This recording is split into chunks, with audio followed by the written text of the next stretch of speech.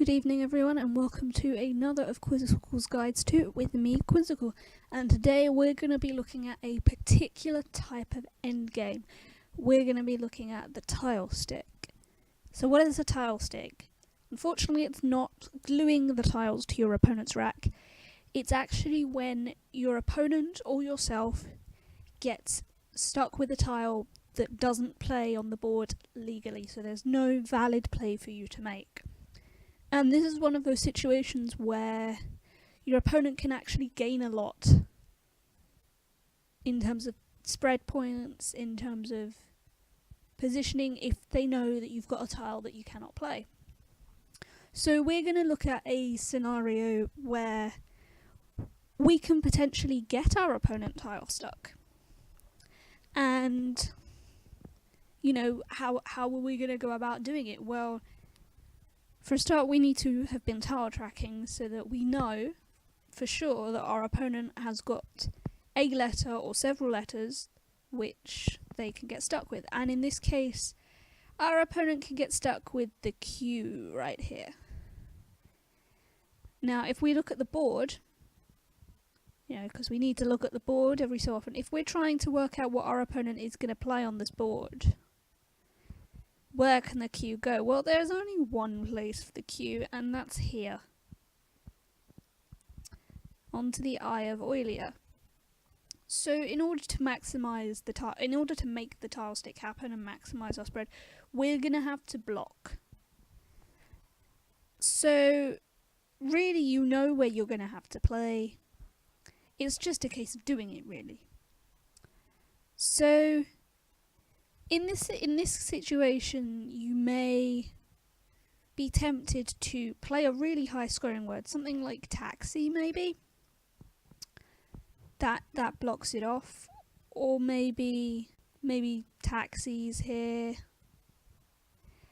But you definitely wouldn't want to go for a play like I'm not even going to pronounce that. Cizane.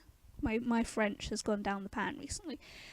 But there's one thing that you wouldn't want to do with a situation like this, and that's try and block your opponent's play to get them Q stuck or J stuck or whatever tile you're trying to do, and then give them further places to play.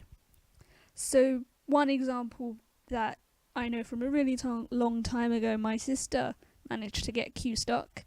And her opponent was like, yeah, got her Q stuck. And then they go and put an A in front of ID, making aid. And we all know what letter goes in front of aid, don't we? The Q. And my sister promptly went out and won the game. So you've always got to think, is my play giving something back to them? So of course, these plays of Cizane, this one is actually much better. It scores 2 points less, but it doesn't actually give your opponent a place to play their Q back. And that's the key here. You've got to make sure that they can't play their letter in response to your move. So you have to really, really be careful. Same goes for this play. This play just gives another place back. Why would you do that? But essentially, you know, you got to do that. But the other method of playing out in this scenario is to slow play. And what do I mean by slow play? Slow play is essentially playing 1 or 2 tiles at a time to just basically get the most out of your score, out of the spread. So for example, if we were Duck Girl in this scenario, and this was Duck Girl's rack, you know, she would be trying to maximise her X, and then try to win based on the fact that her opponent would then be Q stuck. So she might go about that by playing something like AI. So what that does is initially block that position, but the other problem is she's then got to try and set up her X somehow. And, you know, that's probably most easily achieved by waiting for your opponent to then play their S. Assuming that they're not going to block any of your setups. So for example, you may want to later set up something like gun or gut to set up something like axis both ways or XIS both ways. That scores a lot of points, and you wouldn't want to do that until you could guarantee that that would be, unblockable for your opponent. And the other thing is here, your opponent could also slow play, so you've always got to be aware that, them knowing they're stuck means that they may also slow play as well. But the chances are after you block the Q, they may quickly play the S to get the most points off, which would then mean that you may then be able to set up.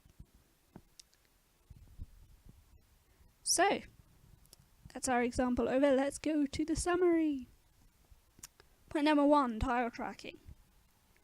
That's a concept really important in endgame in general, and in getting tile stuck, or getting someone tile stuck. If you don't know exactly what they've got, maybe you're not going to get them tile stuck after all. So just because your opponent's got the Q on their rack at the end doesn't mean they can get tile stuck. You've got to be aware of the board, be aware of what else they have on their rack, be aware of any other ways they could set up, be aware of what you may also play that may give something back to them. Point number 2, what can your opponent play? Do they have 1 Q space on the board, or J or Z space? The Q is just the example here. Or do they have 7 or 8 places to play it? In which case, if they've got 7 or 8, the chances of you blocking are just 0. So it's much better in that case if you just, play your own game and not worry about trying to get them stuck with their letter.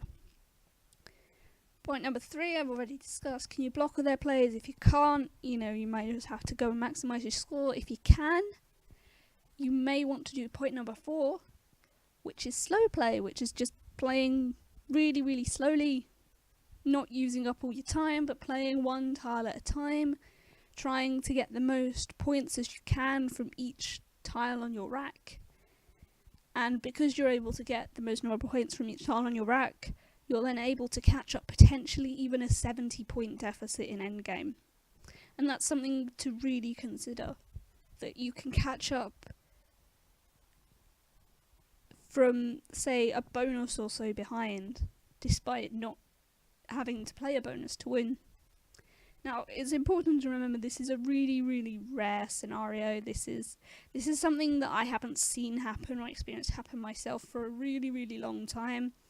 You'd have to be pretty unlucky if you got caught like this, but it does happen. But anyway, I hope you enjoyed the video. I hope you learnt something. I hope you're going to get your opponent's tile stuck in future. And I will see you guys next time for more of Qwizical's guides. Bye!